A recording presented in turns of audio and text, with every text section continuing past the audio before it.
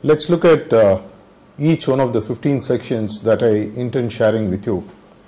I want to start with something which is the prime mover of any country, which I call as the economic development priorities, which is the first section which I am going to address. There are about 7 points that I intend sharing in this, some based on raw data and some based on possibilities. Let's look at the GDP. My vision is that India should grow at a rate of 10% year on year at least for the next 5 years. In the year 2010-2011, GDP was pegged at 9.3%. And in 2013, I understand from the data that it is about 5 to 5.5%. And in 2014, it's expected to be 5.2%. If we need to really become a superpower, and if some of our neighboring countries can do 10% or more for year on year for several years, why not India?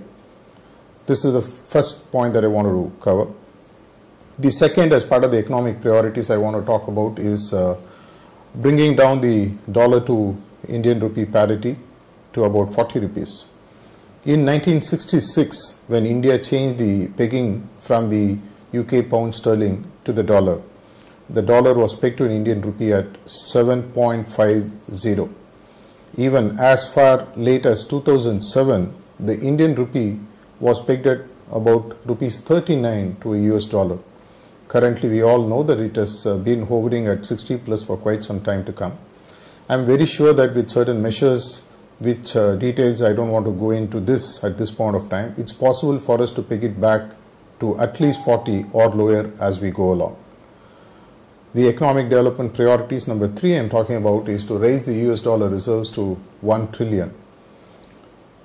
In the year 2011, India had reached a peak of $298 billion, which had we continued to push further, we might have at least touched 500 billion according to some economists.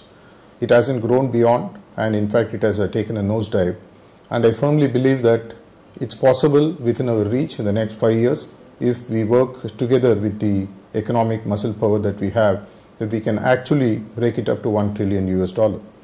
The fourth point that I wanted to talk about, specifically the per capita income of every Indian across board, those who are for this consideration looking at above the BPL, it must double in the next 5 years' time.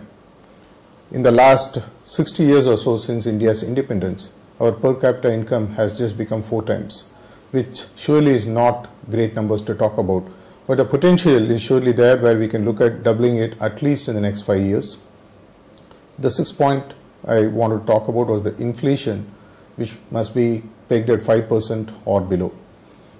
In 2014, as we are going on the record, as of now the inflation is at about 8.10. Realistically speaking, that 5% is something that is doable, which we have been doing for some time.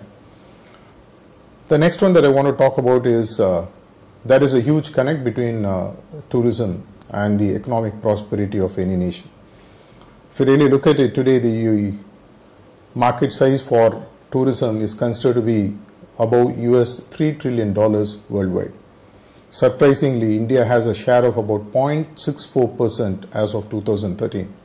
My idea is that if we really market it well, we should be able to reach about 10% of the tourist population being directed to India.